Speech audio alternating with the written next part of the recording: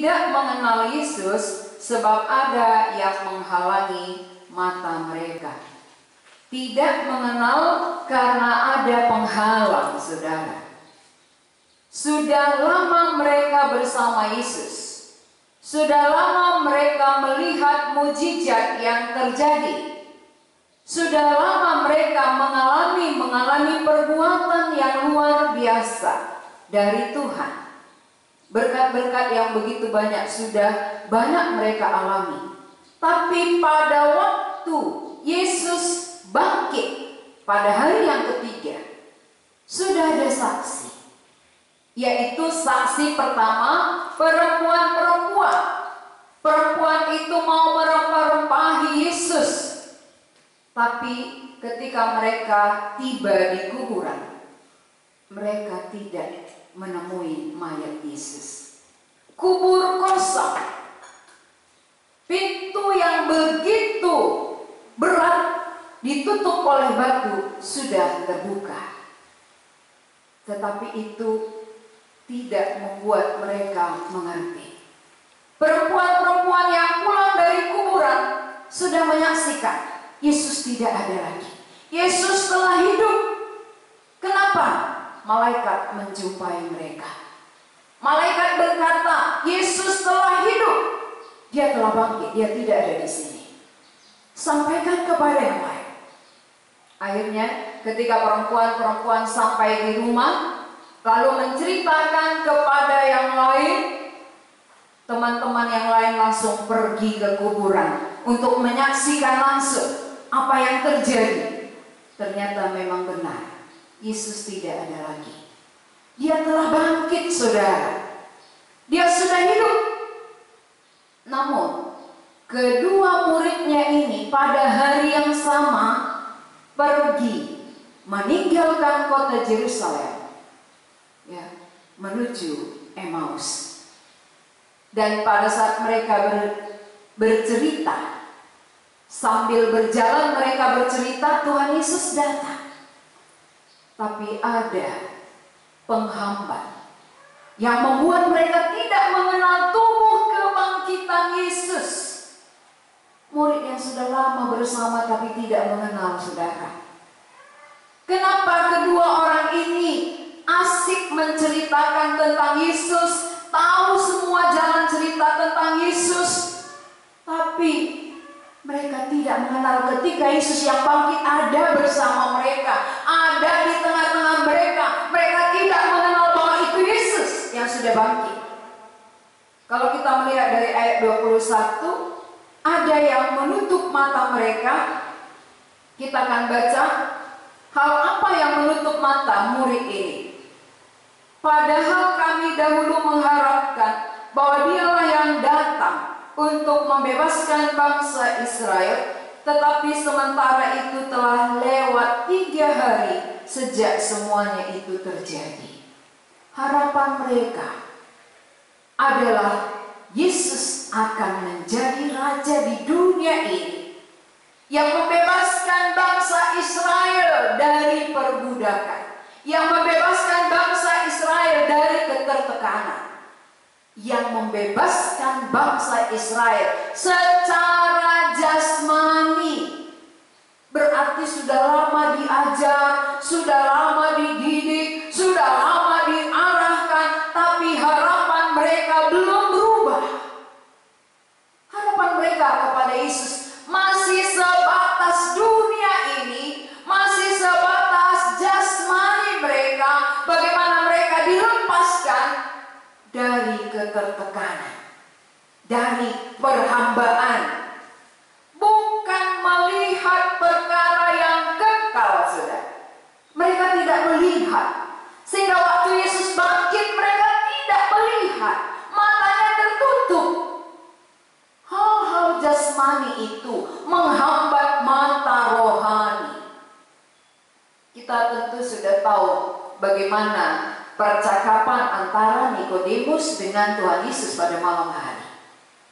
Ketika Tuhan Yesus berkata kepada Nikodemus, engkau harus dilahirkan kembali, Nikodemus juga berpikir sama. Nikodemus adalah seorang pengajar agama Yahudi. Berarti kalau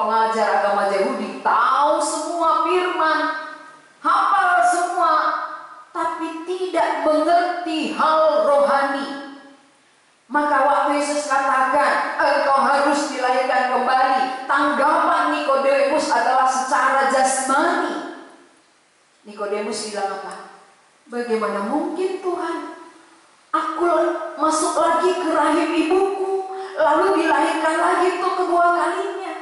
Tidak mungkin. Pemikiran seorang pemimpin agama Yahudi masih secara jasmani, belum secara rohani. Maka kalau pemimpin saja pikirannya secara jasmani, pasti yang diajarkannya pun hal-hal jasmani. Kalau dia saja pengajar demikian, gak mengerti tentang hal rohani, maka yang diajarkannya kepada muridnya, kepada jemaatnya, tentu apa yang dia tahu, apa yang dia mengerti. Kalau dia mengerti perkara jasmani, perkara lahiriah, maka ajarannya pun lahiriah, ajarannya pun jasmani. Nikodemus contohnya. Demikian juga saudara, murid yang dua ini pergi ke Emmaus, padahal sudah dipanggil oleh Tuhan, sudah lama bersama Tuhan, melihat perbuatan Tuhan, melihat mujizat yang dikerjakan Tuhan, begitu luar biasa. Tapi pandangan mereka tetap kepada perkara jasmani. Itu menutup mata, sehingga mata rohani mereka tidak melihat siapa Yesus ini, karena harapannya kepada Yesus hanya jasmani. Jadi kalau saudara sampai hari ini juga belum melihat Yesus secara rohani, belum memandang Yesus kepada perkara yang kekal, maka saudara hampir sama dengan yang terdahulu, sama dengan Nikodemus, sama dengan kedua murid ini. Pandangannya tertuju kepada perkara jasmani, perkara lahiriah. Sudah berapa tahun kita menjadi orang Kristen? Sudah berapa lama kita mengikut Yesus? Kita katakan aku pengikut Yesus, tapi apakah mata rohani kita mengenal Dia secara rohani? Atau kita mengikut Dia dengan harapan-harapan juga masih sebatas jasmani? Apa contoh harapan sebatas jasmani? Harapannya bagaimana supaya masalahku cepat selesai. Harapannya bagaimana supaya virus ini tidak kena kepada keluargaku. Ini masih sebatas harapan dunia, harapan jasmani. Kalau kita memandang Allah, melihat Yesus adalah hidup dan kebangkitan, maka harapan kita juga untuk hidup yang kekal. Bagaimana harapan hidup kekal? Tentu kita mengharapkan bagaimana keluargaku lepas dari kematian kekal. Ini harapan kekal.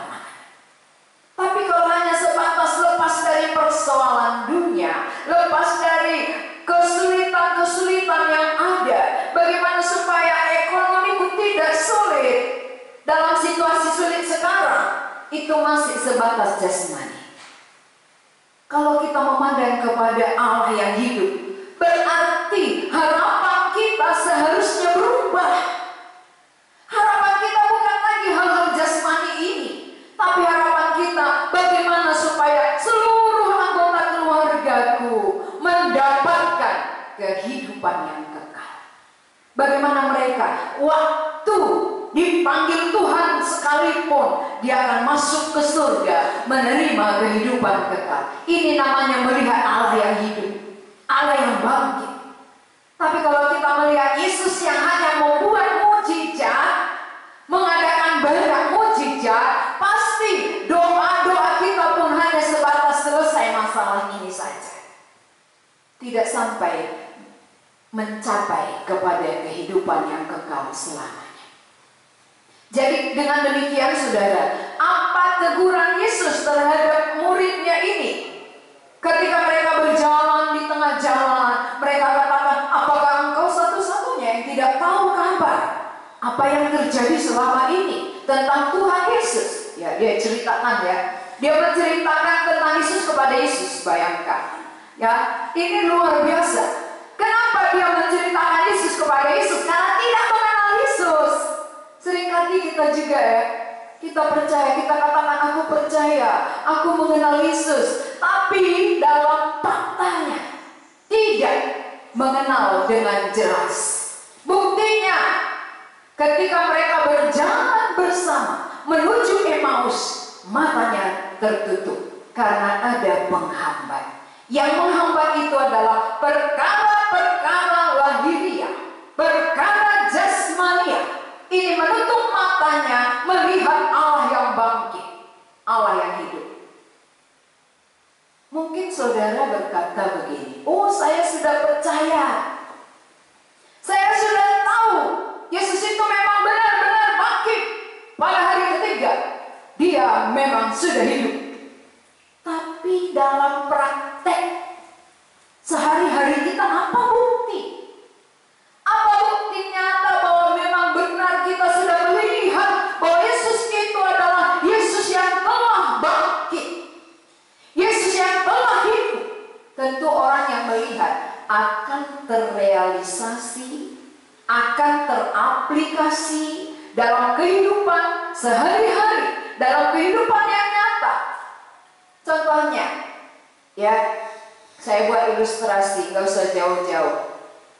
Kalau saya mau berangkat ke salah satu kota atau salah satu daerah, lalu saya katakan bahwa desa itu adalah dingin, cuaca di sana dingin. Kalau cuacanya dingin, bukti saya percaya dan saya berangkat ke sana. Tentu saya mempersiapkan diri. Paling tidak saya akan persiapkan baju yang hangat, yang bisa menghangatkan tubuh. Sebelum saya berangkat, saya sudah persiapkan itu. Karena saya akan berangkat ke sana. Ini bukti saya percaya bahwa daerah yang saya tuju itu dingin. Persiapannya sudah mulai dari sekarang sebelum berangkat menuju tempat itu. Jadi kalau kita meyakini bahwa Yesus kita yang kita percaya adalah Allah yang hidup, Allah yang telah bangkit, saudara, pasti mulai sekarang ada persiapan kita. Ada persiapan menuju kepada kehidupan itu. Bukan hanya di mulut, bukan hanya teori, tapi dalam prakteknya langsung nyata dalam hidup kita bahwa perjuangan kita itu benar-benar untuk yang kekal. Perjuangan kita adalah bagaimana supaya orang lain juga menerima kehidupan yang kekal. Sama seperti saya sudah percaya mendapat hidup kekal, saya percaya saya akan bangkit, maka saya rindu keluarga, saudara, dan siapa yang dekat dengan saya masuk ke dalam hidup yang kekal. Ini artinya percaya. Nah, saudara yang dikasihi oleh Tuhan, ketika mereka berjalan bersama Yesus, mereka tidak mengerti apa yang sudah disampaikan kepada mereka, yang sudah tertulis dalam kitab Musa dan kitab para nabi, dan yang sudah terjadi di dalam diri Tuhan Yesus. Maka Tuhan Yesus menegur mereka. Mari kita baca ayat 25. Ayat 25 berkata, lalu ia berkata kepada mereka, hai kamu orang bodoh, betapa lambatnya hatimu, sehingga kamu tidak percaya segala sesuatu yang telah dikatakan para nabi. Bukankah Mesias harus menderita semuanya itu untuk masuk ke dalam kemuliaannya? Berarti ketika murid itu lamban mengerti, ketika mereka tidak mengenal Tuhan, Tuhan yang bangkit, hati Tuhan kecewa. Tuhan menegur mereka, dan Tuhan berkata, hai kamu orang bodoh. Berarti kalau kita lamban mengerti firman, kita bodoh di hadapan Tuhan. Kalau sampai saat ini kita tidak mengerti akan kekekalan, akan kebangkitan tubuh, kita bodoh di hadapan Tuhan. Walaupun orang lain katakan kita pintar, walaupun banyak orang memuji kita, kita hebat, kita orang yang rajin, kita orang yang paling baik. Tapi kalau kita sampai saat ini tidak mengerti akan kehidupan kekal, tidak mengerti akan kebangkitan tubuh, maka kita adalah orang yang bodoh dalam pandangan Tuhan. Mungkin saudara dalam pandangan manusia hebat, dalam pandangan manusia mendapat pujian, mendapat kehormatan, tapi di hadapan Allah saudara bodoh. Jadi yang menilai kita bukan manusia. Penilaian manusia tidak bisa merubah kita. Penilaian manusia tidak bisa membela manusia di hadapan Allah. Tapi kalau Allah yang mengatakan saudara bodoh, itulah penilaian yang benar. Jadi bagaimana supaya kita tidak menjadi bodoh? Tuhan berbelas kasihan. Walaupun kedua muridnya ini tetap bodoh, sesudah kebangkitannya tidak mengenal, tapi dia mengasihi mereka, dia menegur mereka, dan dia menjumpai mereka. Walaupun saudara-saudara yang ada di rumah sampai saat ini tidak mengenal Tuhan Yesus dengan benar, dia masih berbelas kasihan. Sebelum kita mati, sebelum kita dipanggil, ini kesempatan bagi kita mendapat belas kasihan Tuhan. Jangan lewatkan. Jangan tunda kesempatan yang ada. Karena kesempatan yang hari ini tidak akan pernah terulang besok. Kalau besok saudara dipanggil Tuhan, hari ini belum mengenal Dia secara benar, berarti saudara tidak beruntung. Maka kesempatan ini harus kita hargai. Kesempatan saat ini kita masih bisa hidup, hargailah itu. Jangan terus pikiran kita tertuju kepada perkara jasmani. Padahal Tuhan sudah izinkan kita di rumah saja. Saudara tahu apa maksudnya ini? Di rumah saja berarti tidak sibuk dengan ekonomi, tidak sibuk dengan perkara-perkara jasmani. Mulai sibuk memikirkan kemana jiwaku kalau tiba-tiba Tuhan datang. Ini artinya Tuhan mengasihi kita. Tuhan memberikan pengajaran, Tuhan memberikan arahan, Tuhan memberikan banyak sekali hal membuat kita mengerti apa yang terpenting. Murid ini sudah dididik sekian tahun, tapi belum mengerti, masih bodoh dalam pandangan Tuhan, bodoh dalam pengenalan akan Allah yang benar, pintar untuk dunia, pintar untuk hal-hal jasmani. Kalau untuk hal-hal jasmani, hal-hal lahiriah kita pintar, itu akan sia-sia. Kenapa? Karena kepintaran secara lahiriah tidak menjamin kita masuk kepada kekekalan. Tapi yang diharapkan Tuhan, kita pintar mengenal Dia, melihat Dia secara benar. Apa yang perlu kita lihat, apa yang perlu kita mengerti, apa yang perlu kita kenal tentang Dia. Kita harus tahu bagaimana Nikodemus itu yang ditegur oleh Tuhan Yesus. Engkau mengajar Israel, tapi kau tidak mengerti hal-hal rohani. Pengajar tapi tidak mengerti hal-hal rohani. Dia mengerti hanya hal-hal jasmani saja. Maka kalau dia hal-hal jasmani yang dia mengerti, doanya pun pasti hal-hal jasmani, harapannya pun hal jasmani, perjuangan pun hal jasmani, semua untuk lahiriah, tidak memikirkan jiwa. Pada dalam diri manusia yang termahal itu jiwa. Mengapa saudara sampai saat ini hidup? Karena masih ada jiwa. Kenapa orang dikatakan mati? Karena jiwanya sudah diambil Tuhan. Berarti selagi lagi jiwa saudara belum diambil Tuhan, pikirkanlah. Pikirkan baik-baik. Kemanakah jiwaku? Kalau jiwaku dipanggil oleh Tuhan.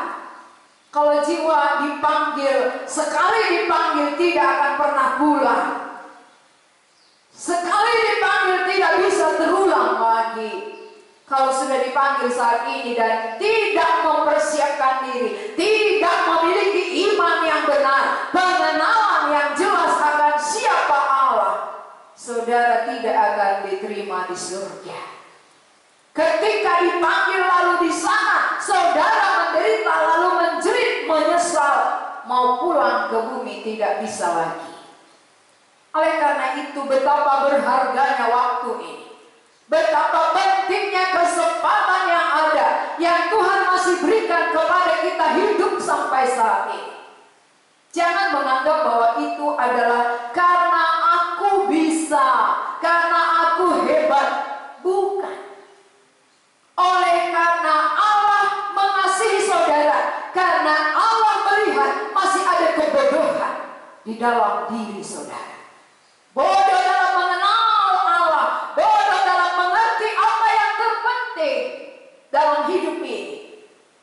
Murid yang dua ini masih memikirkan hal lahiriah, hal jasmania yang rasanya penting sehingga harapannya kepada Yesus pun itulah menutup matanya, membuat dia tidak mengenal waktu Yesus dibangkitkan. Saudara-saudara yang dikasihi oleh Tuhan Yesus, mungkin sampai hari ini masih ada penghambat di dalam mata rohani saudara, sehingga tidak jelas mengenal siapa Yesus.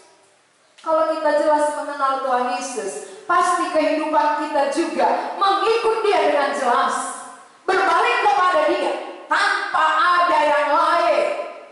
Kalau kita katakan aku percaya Tuhan Yesus, tapi beribadah pun dengan berhala kita, itu namanya tidak kenal. Siapa orang Kristen yang sampai hari ini masih beribadah dengan jimatnya, dengan berhalanya, dengan percaya kepada yang lain, itu tanda tidak kenal dengan benar.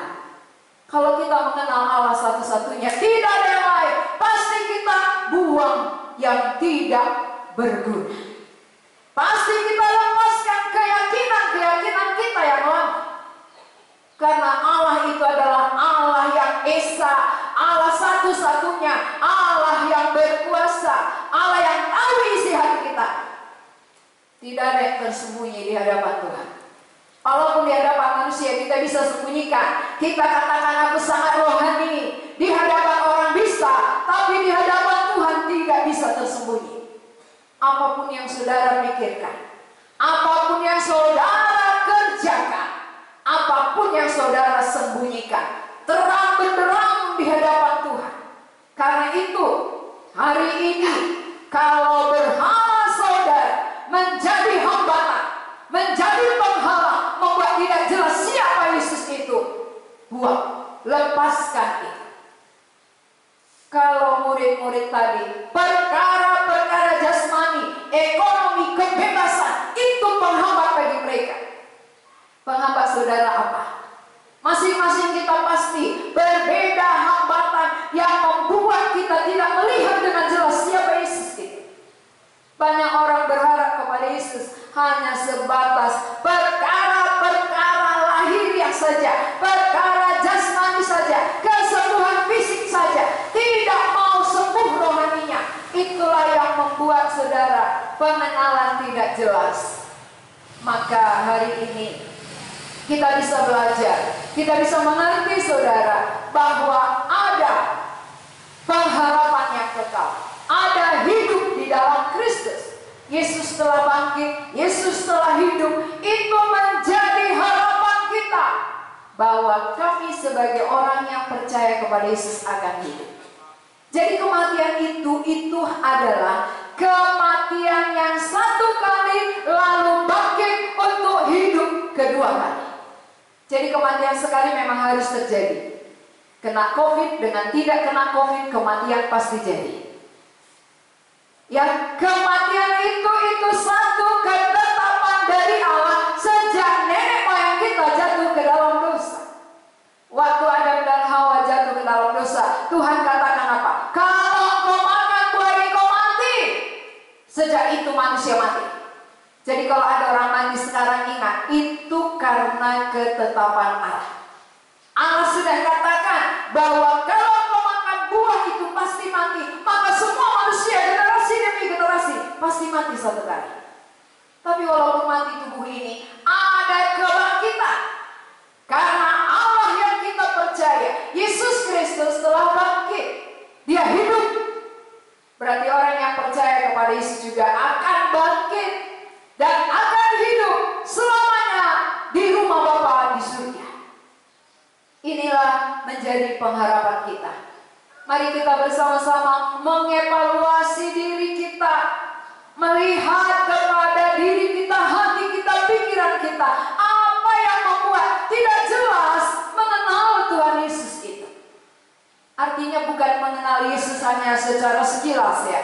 Mengenal Dia bahwa Dialah Allah, tidak ada yang lain. Mengenal Dia bahwa Dia telah bangkit. Mengenal Dia bahwa Dia telah hidup.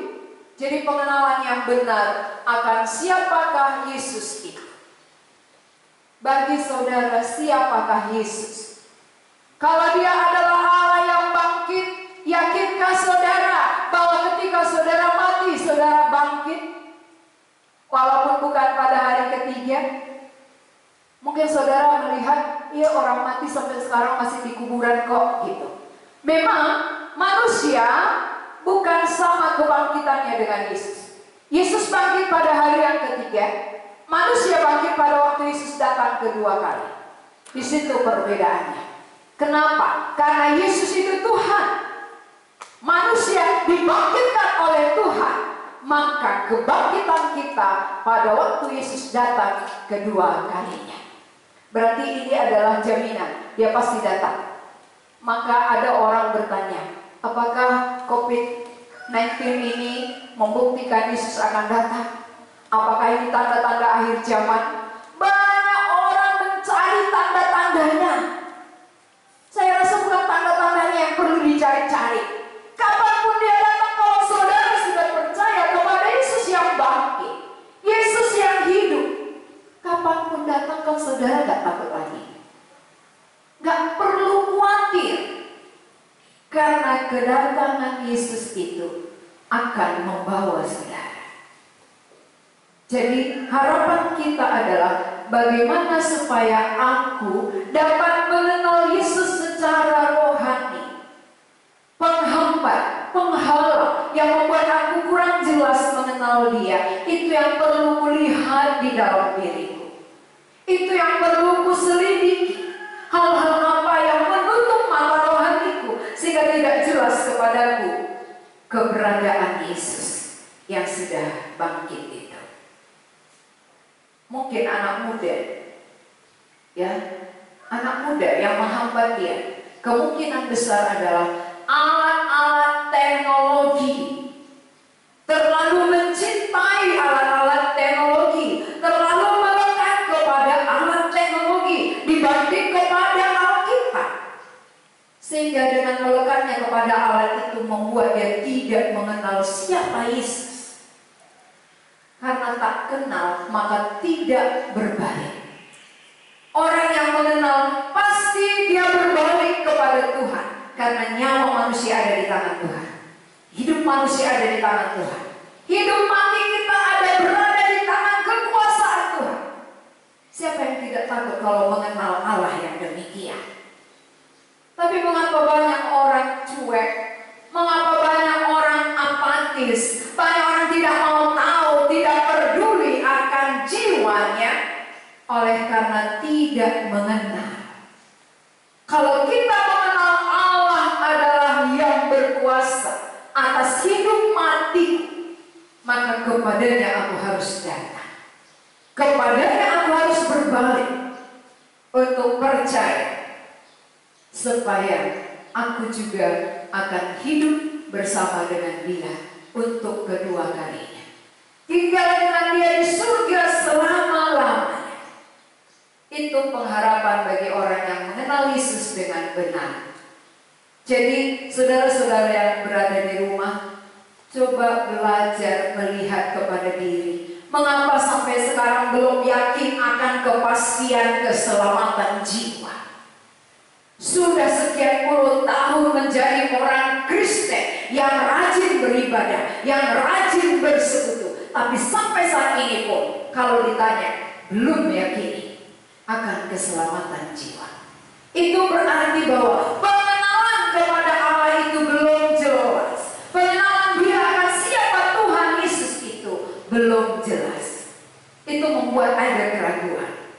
Maka dulu ketika saya belum sampai kepada keselamatan, saya juga berpikiran hal yang sama.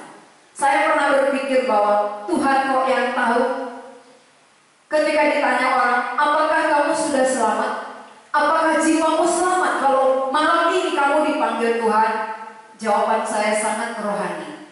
Saya bilang, Tuhan yang tahu. Tidak ada satu pun yang tahu. Hanya Tuhan yang tahu. Ini namanya membohongi diri. Saya sendiri sadar bahwa saya belum diselamatkan. Saya sadar dengan apa yang saya perbuat. Walaupun saya orang yang aktif sekali, orang yang rajin sekali, tapi dosa jalan terus. Itu berarti jelas kepada saya bahwa saya memang belum diselamatkan.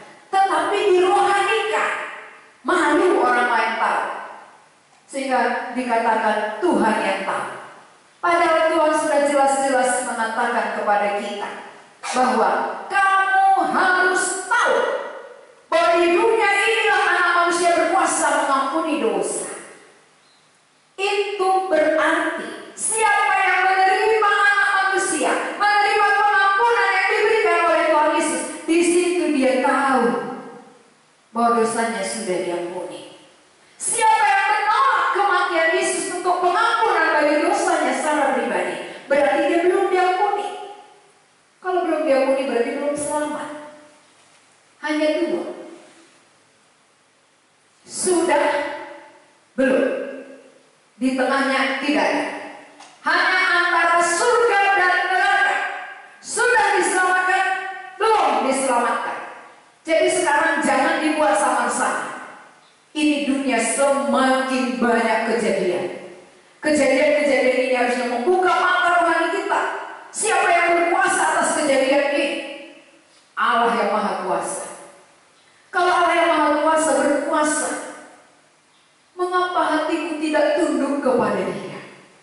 Mengapa aku tidak melihat Dia dan tidak menyerahkan hidupku sepenuhnya kepadanya? Supaya apa yang Dia janjikan itu jadi dalam hidupku.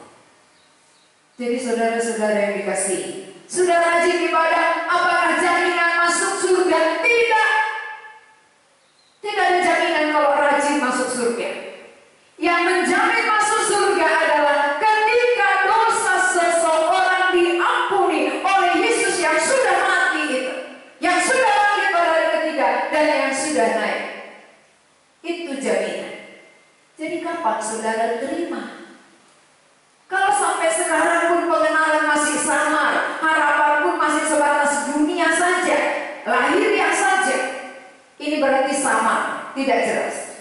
Kalau sudah jelas berarti sampai harapan kita kepada kekekalan, hidup kekal selamanya, itu baru pas mengenal Yesus.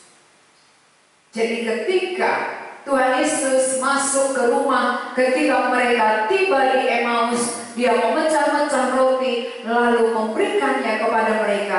Disitulah mata rohaninya terbuka. Disitulah mereka melihat bahwa ini adalah Tuhan yang telah bangkit. Berarti Tuhan Yesus mengasihi muridnya yang sudah lama diajar, sudah lama dididik. Sekarang Dia menyatakan dirinya kepada mereka bahwa Dia benar-benar telah bangkit. Maka kedua murid itu langsung kembali ke Yerusalem dan bertemu dengan murid-murid yang lain, menyaksikan apa yang sudah mereka lihat, apa yang sering saudara saksikan sampai hari ini. Kesaksian kita mungkin Lalu sekarang kalau saudara berhasil, kemana mau dibawa keberhasilannya? Kepada siapa mau ditunjukkan? Ini hal yang baru. Tidak bisa ditunjukkan ketika Anda menjadi sarjana. Tidak bisa dirayakan pesta. Ini hal baru, saudara. Berarti kekekalan itulah yang perlu kita perjuangkan. Pengenalan akan Allah yang benar itu yang perlu kita capai, supaya kita mendapat keuntungan yang kekal secara rohani, bukan keuntungan lahiriah yang binasa. Harapan Tuhan kita mendapat keuntungan yang kekal, keuntungan selamanya, jiwa diselamatkan. Itu keuntungan besar. Jadi kalau sampai saat ini jiwa saudara belum selamat, pikirkanlah. Pikirkan, bukan orang lain yang menyatakan saudara baik, menyatakan saudara orang rohani, menyatakan saudara sudah selamat. Allah sendiri, Allah yang menjaminnya. Ketika Allah mati, ketika dia bangkit, ada kemenangan. Saudara yakin akan hal itu dan menerima pengampunan, barulah jadi dalam hidup saudara. Masih adakah penghambat dalam diri saudara? Selidikilah. Lihatlah apa yang menghambat sehingga aku tidak melihat dengan jelas siapakah Yesus. Supaya sesudah mendengar firman Tuhan ini, saudara diterangi oleh Tuhan melalui Roh-Nya yang kudus. Mari kita berdoa. Kami mengucap syukur kepadamu ya Tuhan, buat firman-Mu yang sudah kami dengar bersama. Bagaimana kedua murid yang pergi ke Emmaus meninggalkan Yerusalem oleh karena harapan mereka kepada Yesus hanya sebatas jasmani, hanya sebatas pembebasan tubuh, bukan pembebasan rohani. Mungkin banyak di antara kami juga mengalami hal yang sama. Harapan kami kepada Yesus hanya sebatas hal-hal lahiriah, hal-hal jasmani, lepas dari kesulitan dunia ini, tidak sampai kepada kehidupan yang kekal, tidak sampai kepada keselamatan jiwa. Tuhan, selidikilah kami, supaya lewat firman-Mu ini, masing-masing kami boleh mengevaluasi diri, agar kami menyadari keberadaan kami, dan mau dikoreksi oleh Tuhan. Dalam nama Tuhan Yesus kami berdoa. Amin.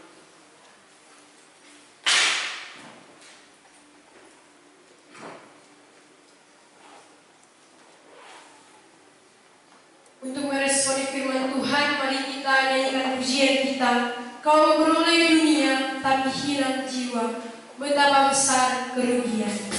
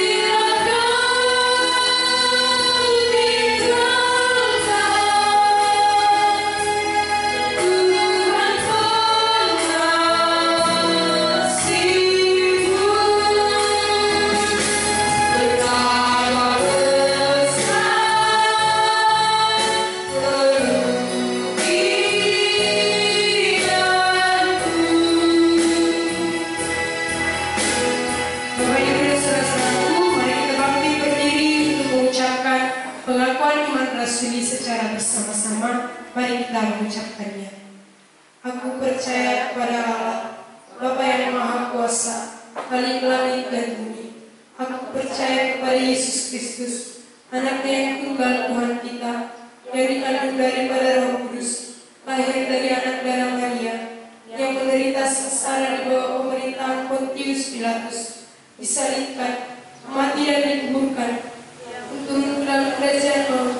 Pada hari yang ketiga bangkit pula dari antara orang mati, naik ke surga, duduk di sebelah kanan Allah, Bapa yang Maha Kuasa, dan dari sana akan datang kelak untuk menghakimi orang yang hidup dan yang mati. Aku percaya kepada Roh Kudus, satu gereja yang kudus dan am, persekutuan orang kudus, pengampunan dosa, kebangkitan daging, dan hidup yang kekal. Amin. Silakan duduk Bapak Ibu.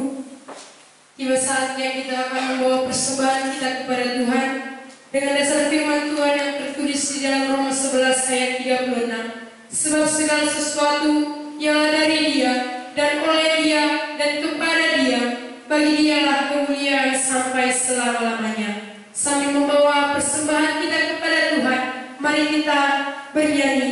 Jangan kamu khawatir, burung di udara di atas